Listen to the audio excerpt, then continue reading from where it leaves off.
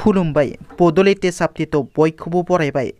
नोंथांमोननि थाखाय गोनांथार रादाब लानानै फैदों। अन्नानै भिडिअखौ जोबजासिम नायलां। गिबि रादाबाव दङ चिरां जिल्लायाव गिख्रंथाव बुथारनाय जाथाय। फिसाया गावनि बिसिखौ बुथारना खारखोमायो। बे बुथारनाय जाथाया जादों नयपरिया नांगलफाङा मदापुराव। चिरां जिल्ला आमगुरि थानानि सिङाव थानाय नांगलफाङा मदापुराव बसिरुद्दिन शेख मुंनि सासे सुबुङा गावनि बिसि हाबिजा बेगमखौ बुथारना गोथै देहाखौ दलें लगायना गावखौ फोथिना लानायनि महर होनो नाजायो दायनिगिरि फिसाय बसिरुद्दिन शेखआ। बे जाथायखौ खौरां मोननानै आमगुरि पुलिस थानानि पुलिसआ जाथायथिलियाव नुजाथिफैनानै गोख्रों नायबिजिरो। गुबुन फारसे दायनिगिरि फिसाया बे जाथायखौ खालामना न'निफ्राय खारखोमायो।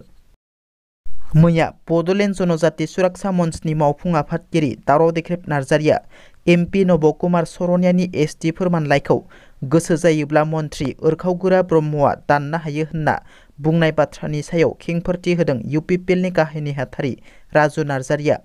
आंनि मिथिनायाव नबकुमार सरनिया बिथाङा सरनिया कसारी हिसाबै सार्टिफिकेट दिहुनाखै। बिथाङा बर' कसारी हिसाबैसो सार्टिफिकेट दिहुननानै MP इलेक्शनखौ गेलेदों। कर्टनि जाजमेन्टआ जाहैबाय सरनिया कसारीफोरा SD नङा होननानैसो बुंदों। नबकुमार सरनियानि सार्टिफिकेटआ SD सार्टिफिकेट नङा होननानै बुङाखै। मानोना नबकुमार सरनियाया बर' कसारी हिसाबैसो सार्टिफिकेट लानानै MP इलेक्शनखौ गेलेदों होनना। बिटिआरआव आरोबाव BJP दोलोनिफ्राय सासे बिबान एंगारबावबाय। क'क्राझार BJP राजखान्थि हान्जानि मोनसे खहा।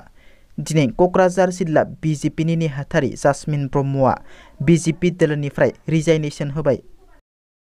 क'क्राझाराव BPF दोलोनि स्पेसियेल जयनिं हाबाफारि।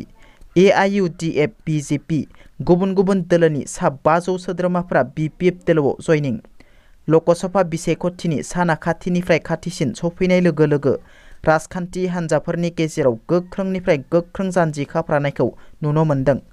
बेबादिनो क'क्राझार सहरनि JD र'डआव थानाय BPFनि गाहाय मावखुलियाव मिरु कमिटि BPF दोलोनि बानजायनायाव स्पेसियेल जयनिं हाबाफारि बानजायदों। बे हाबाफारियावनो बाहागो लायो आसामनि बारग' मन्थ्रि प्रमिला रानी ब्रह्म, MLA रबिराम नार्जारी, BTCनि बारग' डिपुटि चिफ खाम्फा बरगयारी, BPFनि MCLAफोरजों लोगोसे BPFनि माखासे दैदेनगिरिफोरा बाहागो लायो।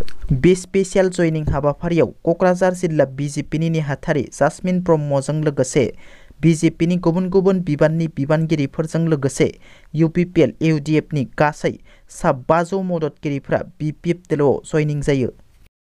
दिनैनि रादाबा एसेनोसै। नोंथांमोना जुदि आंनि भिडिअखौ नायनानै मोजां मोनदोंब्ला अन्नानै लाइक, शेयार आरो साबस्क्राइब खालामनो दाबाव। गोजोन्थों।